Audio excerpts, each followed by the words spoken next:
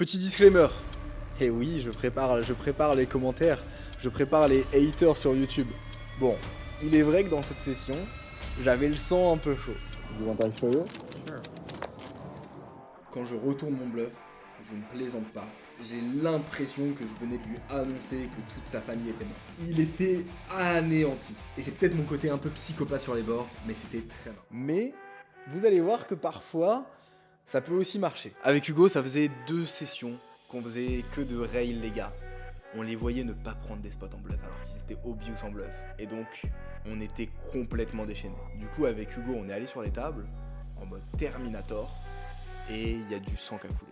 Je vous laisse checker ça, pensez à liker, à vous abonner. Ciao.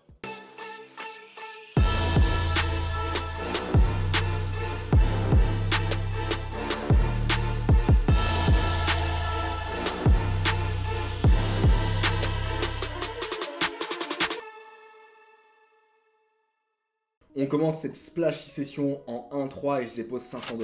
Directement la première main, je reçois As-Dame dépareillé en grosse blinde. Les joueurs UTG, MP, bouton call, je relance à 20$, MP et bouton call, et nous voici à 3. Le flop tombe roi 9-3 bicolore. Et on n'a rien du tout, mais on va se débrouiller. Je check, tout le monde check, la turn tombe un 10, je check, et le joueur en milieu de position envoie un bet à 25$. Le bouton fold, et franchement, dans ce spot, le joueur en milieu de position n'a pas misé au flop, donc ça exclut toutes les mains réellement très fortes, et maintenant il envoie un bet à 25$, ce qui cape aussi beaucoup sa range. Ça veut pas dire que de temps en temps il n'y aura pas des nuts, mais on va juste avoir trop de rentabilité à envoyer des bons parpaings ici. Pour ces raisons, je relance à 130$ et il fold. Et directement, on enchaîne avec une paire de 3 au bouton. Les joueurs UTG et MP call, je relance avec 15$. Small blind, big blind, UTG et cut-off call. On est à 5 joueurs et le flop tombe roi 8-6. Malheureusement, on ne touche pas notre brelan ou en 5 way, on aurait pu faire vraiment mal. Tout le monde check, je check également. La turn tombe un as. Tout le monde check et je check également. Et la river tombe une dame. Tout le monde check jusqu'à moi. J'ai l'impression que tout le monde abandonne ce pot et que personne veut le prendre. Donc, il faut pas m'en demander plus, j'envoie un bet à 115$. Tout le monde fold jusqu'au cut-off, qui hésite un moment, me regarde, et on voit les 115$ au milieu. Je retourne mon bluff avec paire de 3, et ce saligo, il me retourne roi 5 dépareillé. Il m'a fait un call très très large. Bon, pas de panique, ça fait partie des choses qui peuvent arriver de temps en temps, on prend la note et on s'adapte. Et également la prochaine fois, je pense que j'enverrai juste 3 fois le pot pour assurer les folds. Et va s'enchaîner une main contre le même loustic. J'ai valé 18 au cut-off, les joueurs UTG milieu de position call, j'isole à 20$, les deux joueurs call, et on est à 3 sur un flop As Valet 7 Rainbow. On touche une seconde paire avec un kicker pas incroyable, les deux joueurs check, je check back également. La turn tombe un roi qui ouvre un tirage couleur, et là-dessus le joueur en début de parole envoie un bet à 30$. Celui en milieu de position fold, et ici j'ai un spot qui est insane, parce que le joueur en début de parole, je l'ai vu plusieurs fois avec le pattern de miser directement quand il touche des mains fortes au flop. Donc en réalité ça représente peu de force, peut-être des rois, mais s'il a un roi il va très souvent checker river, et je vais pouvoir lui mettre un parpaing et le faire fold, et s'il a un bluff, et bien très souvent il va juste le miser à la river, et je vais pouvoir call naturellement parce que la range de bet sera trop polarisée, et pour autant il n'aura pas le pole de value. Donc dans le concret je call, la river tombe la doublette de l'as qui fait rentrer la flush, il envoie un bet à 60$. Malheureusement ici il va toucher des couleurs de temps en temps, mais je reste fidèle à mon plan. Au vu du fait que c'est un profil agressif et qu'il a très peu de combats en value, le call va dans tous les cas être assez profitable sur le long terme. Je call et il envoie directement ses cartes dans le mug. Pour l'instant les choses se passent assez bien et on va arriver sur un coup qui complique les choses. Il y a une option à 6$, j'ai As-Valet dépareillé en milieu de position et j'open à 20$. Le joueur hijack call et le joueur en small blind fait un min raise à 50$. J'ai des très bonnes cotes, on a beaucoup de profondeur, donc je call. Le joueur hijack call également, et nous voici à 3 sur un flop Valet 10-3 Rainbow. Et là-dessus, le joueur en small blind envoie un bet à 125$. Bon, si j'ai call préflop à la base, c'est parce que j'estimais que sa range c'était paire de 10+, As-Roi, As-Dame, et j'estimais juste que j'allais bien pouvoir manipuler les mains comme As-Roi, As-Dame, souvent gagner le coup, et également si un roi tombait au flop, j'aurais pu facilement faire fold des mains comme Dame-Dame, Valet-Valet, 10-10. Mais quand il envoie un bet là-dessus en multi-way, j'ai l'impression que c'est juste Dame-Dame, Roi-Roi, As-As que j'ai toujours perdu et qui va pas jouer As-Roi ou As-Dame comme ça. Donc forcément, quand on call pré-flop et qu'on touche top pair, top kicker au flop, c'est difficile de fold. Mais pour autant, il faut rester lucide et comprendre qu'ici on bat absolument aucune main, qu'il n'a pas de bluff, que son move représente énormément de force. Je me fais confiance et je fold simplement. Au final, le joueur hijack fait all-in. le joueur en small blind call, le joueur au hijack retourne roi dame, et le joueur en small blind retourne une paire d'as. Bon, on a vraiment évité les balles de justesse sur cette main. Le problème, c'est que la suivante va être encore pire. Je touche dame 8 suité en début de parole. Je call, le joueur au bouton isole à 15$, la grosse blind call, et je décide de call également parce que les joueurs sont juste trop faciles à jouer post-flop. On est à 3 joueurs et le flop tombe roi 5-5 bicolore. On touche ici un beau tirage couleur. Grosse blind check, je check, et le joueur au bouton envoie un bet à 30$. La grosse blind call, je call également, et la turn tombe un valet. On check encore une fois, et là-dessus le joueur au bouton envoie un bet à 50$. Bon, on va être honnête un instant, c'est pas le move qui représente le plus de force. Le board est très dynamique et donc avec une main très forte, il aurait tout intérêt à miser plus cher, et je pense que c'est ce qu'il irait faire naturellement. Je suis assez confiant sur mon read, et je décide d'en profiter pour mettre de la pression. J'envoie un raise à 200$, et il se met à hésiter un long moment. Et malheureusement, il finit par call. Le pot commence à devenir vraiment gros, et on espère que la river puisse nous sauver. Et la river tombe une dame. C'est pas ce qu'on voulait. Bon, on aurait vraiment aimé toucher à couleur, maintenant on touche une dame. La bonne nouvelle, c'est que maintenant on bat ses tirages couleur à l'as. Il lui reste seulement 350 derrière, donc je pense que pour faire fold d'une main comme roi 10, roi 9, ça nous laisse selon moi pas assez de profondeur. Je check, et là-dessus il fait quelque chose d'extrêmement surprenant. Il m'envoie un bet à 200$ en se laissant 150$ derrière. Et donc là, je commence à réfléchir à la construction de sa range, et en réalité, les seules mains qui feraient sens, les seules mains qui pourraient jouer comme ça serait As-10 avec le tirage couleur, qui maintenant viendrait toucher quinte, mais encore une fois, il aurait plus d'intérêt à faire all-in directement. Des mains très fortes, comme des foules, je les exclus de sa range parce qu'il les aurait très certainement bet plus cher à la turn. La seule main qui pourrait potentiellement faire sens, c'est une main comme roi-dame, qui maintenant viendrait toucher double paire supérieure, et qui irait value bet, mais c'est pas du tout sûr qu'il la bet, et en plus, je bloque la dame river, donc j'ai un bloqueur effect de mutant, et pour autant, il peut toujours avoir un tirage couleur qu'il n'a pas touché, et qui tente un petit bluff en arrachage, sans risquer trop cher.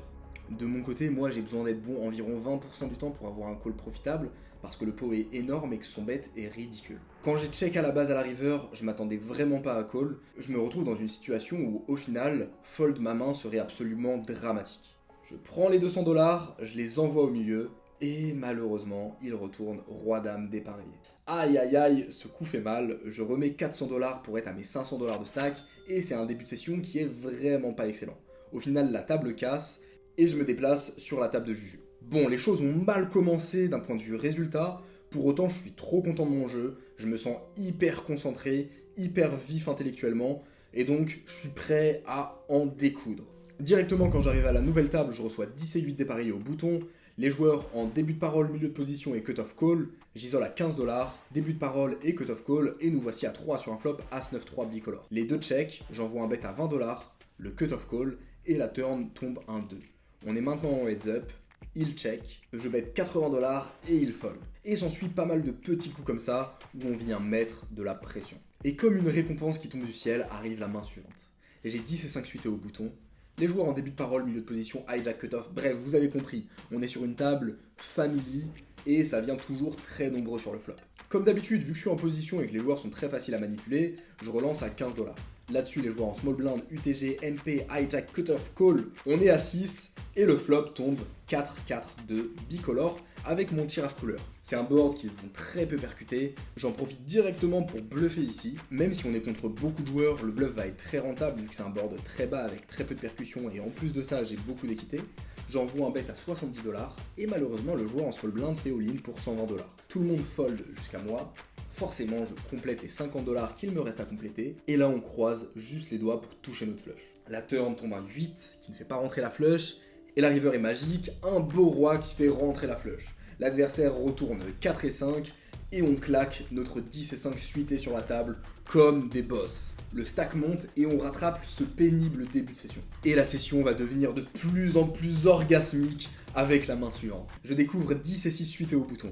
Le joueur en début de parole call, je relance à 10$ et les joueurs en small blind, big blind et début de parole call. Ils veulent toujours jouer à plusieurs, et bien écoutez, ça sera avec plaisir. On est en 4-way et le flop tombe, encore une fois, 4-4-2. Je crois que si on était dans une game privée, le croupier se serait fait insulter. Tout le monde check jusqu'à moi, encore une fois c'est des boards qui sont très bons à bluffer, j'envoie un bet à 30$ et le joueur en small blind call. La seule différence avec le spot d'avant, c'est qu'ici on a absolument rien. Au final la turn tombe un 8 qui fait rentrer la flush, l'adversaire check et franchement sa range elle est ultra compacte. Il a à peu près toujours une main faite ici, il a beaucoup de flush qui peut percuter, donc j'ai pas envie de bluffer sur cette turn. Par contre, ce qui est intéressant c'est qu'à la river, il va miser ses meilleures mains, ses meilleurs brelans et également ses flushs. Et donc je vais pouvoir mettre un bon parpaing en bluff pour faire fold toutes les paires intermédiaires, comme 6-6-5-5 par exemple. En suivant cette logique, je check, la river tombe un roi, et là il fait une erreur. Il me fait une belle invitation. Il check sur cette river. Selon moi ici sa range elle est orientée à 80-90% sur des paires faibles, il n'y a quasiment jamais de couleur, peut-être quelques 4 qui se baladent, et donc c'est un spot magnifique pour aller mettre de la pression. Et quand je dis mettre de la pression, l'objectif c'est d'envoyer vraiment cher. J'envoie un big overbet à 180$. Il commence directement à faire la grimace. Il est pas bien, il est en sueur. On dirait qu'il a parié sa maison sur la main et que sa vie se joue dans ce spot. Il hésite, il se gratte la tête, il est en PLS et il essaie de me parler pour me gratter des informations. Now, would you show me if I fold or? Maybe. I mean, I just have the wrong time to have 2 10s, you know? Oh, maybe. Maybe? Not? What? No? Maybe. Would you mind showing me if I fold? I mean, like, just, you know what I mean? Because I got 10s, so you show me your whatever and I'm good, you know? Après un long moment d'hésitation, il prend la décision qu'il pensait être la bonne. Il fold et retourne 4 et 7. Et là, je pose la question qui fâche. You want I show you? Sure. Quand je retourne mon bluff, je ne plaisante pas. J'ai l'impression que je venais de lui annoncer que toute sa famille était morte. Il était anéanti. Et c'est peut-être mon côté un peu psychopathe sur les bords, mais c'était très marrant. Bon, et bien maintenant, on a une image de dégène. On a montré énormément d'agressivité, on a montré un gros bluff de zinzin, il y a eu un gros tanking sur la table, tout le monde a vu le spot. Donc vous savez quoi? On en profite. On va jouer simplement en value, attendre de toucher quelque chose, et ça va faire très mal. C'est ça la beauté du poker. C'est comprendre que grâce à notre agressivité, non seulement on va gagner de l'argent, mais notre agressivité va nous permettre de gagner de l'argent en value. C'est tout le jeu de créer une image, de la construire, de la développer. Et petite information croustillante les loustiques, je vous ai concocté de nouveaux quiz et tests de compétences. Ça vous permettra de tester votre jeu, voir vos difficultés, et vous recevrez un petit rapport détaillé des axes d'amélioration. Rappelez-vous, tout ce qui n'est pas mesuré ne peut pas être amélioré. Donc si vous souhaitez progresser à ce jeu, c'est le premier step. Lien en description. Et on se retrouve avec la main qui conclut la session. Je reçois As-8 suité au bouton, les joueurs en début de parole et cut-off limp, je relance à 20$, la small blind call, les joueurs UTG et cut-off call, on est à 4, et le flop tombe As 4-2 Rainbow. Tout le monde check jusqu'à moi, et ma main, elle est sexy, mais pas assez pour value. Si je mise ici, très souvent, je vais faire fold toutes les mains que je bats, et je vais me faire call que par mieux, donc un value cut qui est très clear. Ici, je dois checker, récupérer de l'information, pour ensuite avoir des value bets qui vont être réellement profitables. Je check, la turn tombe un 10, tous les joueurs check encore une fois, et là c'est une très bonne nouvelle, parce que maintenant, grâce à notre check flop, il y a un 10 qui est tombé à la turn, donc ça leur donne des paires que maintenant on peut value. Autre chose, s'ils avaient des mains comme As-Valet, As-Dame, As-Roi, eh bien ils auraient misé d'eux-mêmes sur la turn. Et donc on a en même temps capé leur range, et en plus de ça on a permis à leur range de percuter des mains qu'on pouvait battre. C'est toute la différence entre une line basique et une line qui est réfléchie. Dans une situation, on se fait payer que par mieux, et donc on s'empale contre des mains fortes. Dans l'autre situation, on crée une stratégie qui nous permet d'exploiter les bonnes failles de l'adversaire et permettre de créer un déséquilibre dans ses ranges pour avoir des value bets qui sont clean. Maintenant que je suis confiant sur ma main, j'envoie un bet à 55$. Pour mon plus grand plaisir, UTG call et cut-off call, la river tombe une belle dame, les deux joueurs check encore une fois, le joueur en début de parole à 400$ et le cut-off à genre 150$, et donc je fais all-in pour value grassement contre les deux. Encore une fois, ce qu'il faut comprendre, c'est que dans ce genre de configuration, avec ce genre d'image, les joueurs ne réfléchissent plus en valeur monétaire réellement. Ils réfléchissent en mode « Ok, j'ai enfin touché quelque chose contre ce joueur des gènes, il veut encore arracher les pots » et donc ils vont être beaucoup moins rationnels et beaucoup plus émotionnels, ce qui va nous permettre de gagner beaucoup d'argent. Malheureusement, le joueur en début de parole snap fold et le joueur au cutoff snap call. Je retourne As-8 suité et il retourne Roi 10 dépareillé. Cette session a duré que quelques heures et on finit avec 1125 $ de stack pour 900 $ déposés, soit 225 $ sur la session.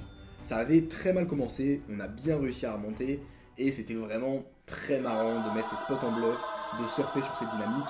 C'est vraiment savoir profiter de ça qui nous permet de passer de bons moments au poker. Get down in the car, one time give it all, bust it open hard, let me see you drop. Get down in the car, one time give it all, bust it open hard, let me see you drop.